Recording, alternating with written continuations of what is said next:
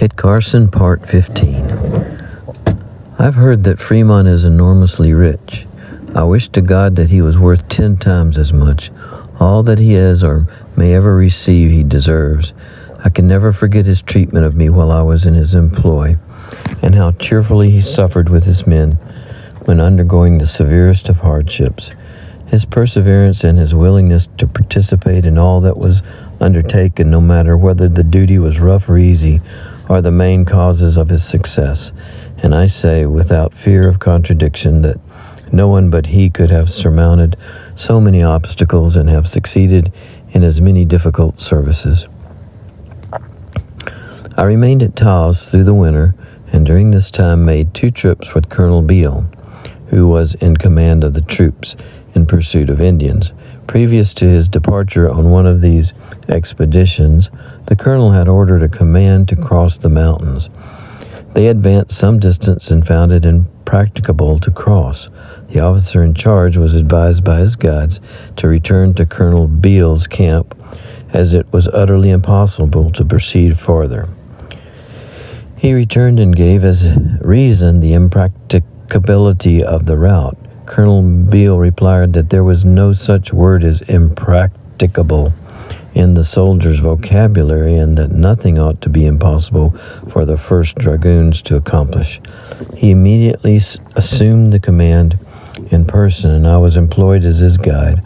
We set out once more, and after surmounting many difficulties and passing through severe hardships, we finally accomplished the object of the expedition, and then returned to Taos.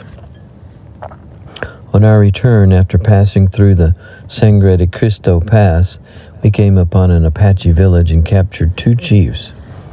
The colonel held a talk with them in which they made promises of peace and friendship and were then set free. We remained at Taos until February, when Colonel Beale heard that a large number of Indians were encamped on the Arkansas.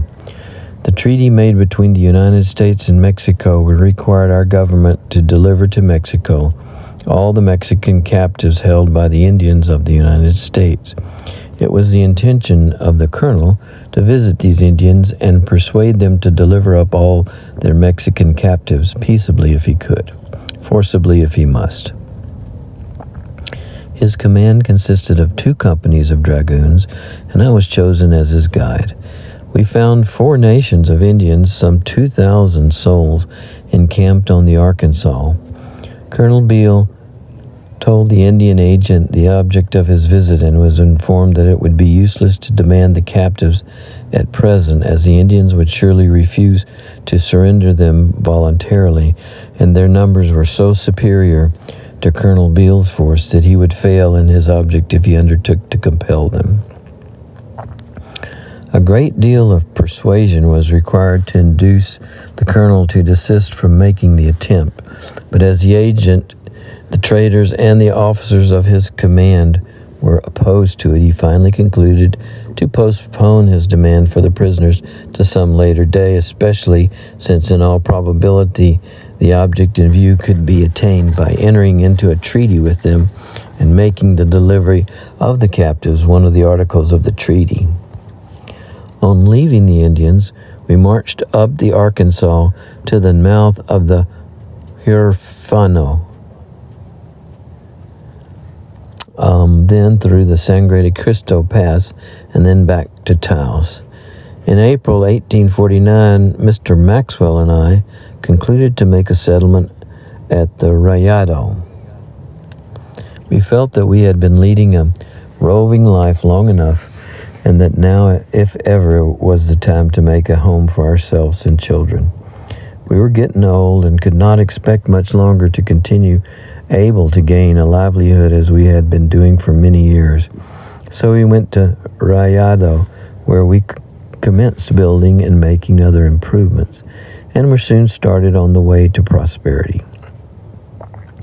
In October, the train of a Mr. White was attacked by the Jicarilla Apache. White was killed and his wife and child were taken prisoners. A party was organized in Taos with LaRue and Fisher as guides to rescue them. When they reached Rayado, I was also employed as a guide. We marched to the place where the depredation had been committed and then followed the trail of the Indians. I was the first man to discover the camp where the murder had been perpetrated. The trunks of the unfortunate family had been broken open, the harnesses cut to pieces, and everything else that the Indians could not carry away with them had been destroyed. We tracked them for 10 or 12 days over the most difficult trail that I have ever followed.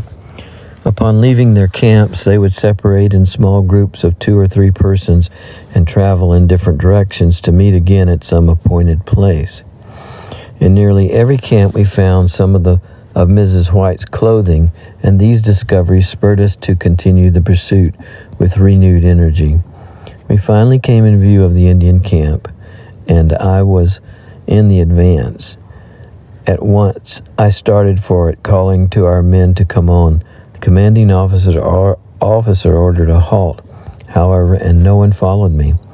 I was afterwards informed that Leroux, the principal guide, had advised the officer to halt us, as the Indians wished to have a parley. The latter, seeing that the troops did not intend to charge, commenced packing up in all haste. Just as the halt was ordered, the commanding officer was shot. The ball passed through his coat, his gauntlets that were in his pocket, and his shirt, stopping at the skin and doing no other damage than making him a little sick at the stomach.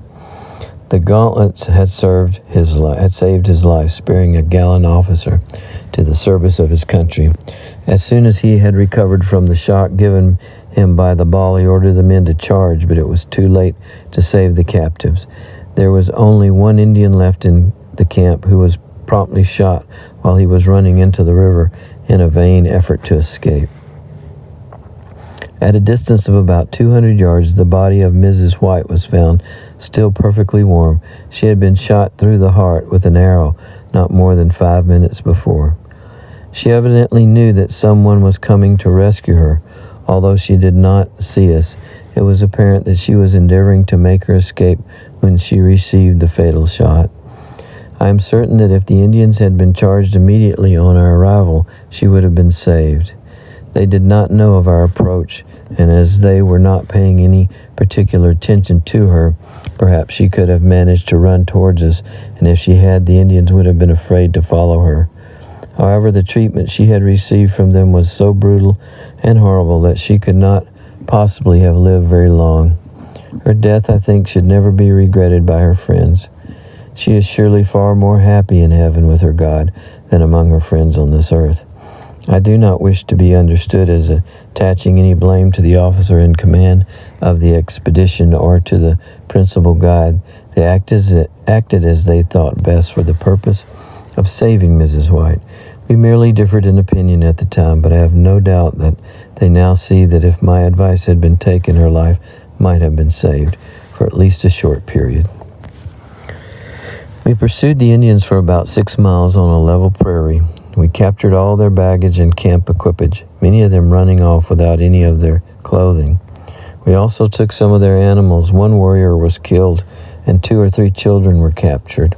We found a book in the camp, the first of the kind I had ever seen, in which I was represented as a great hero, slaying Indians by the hundred.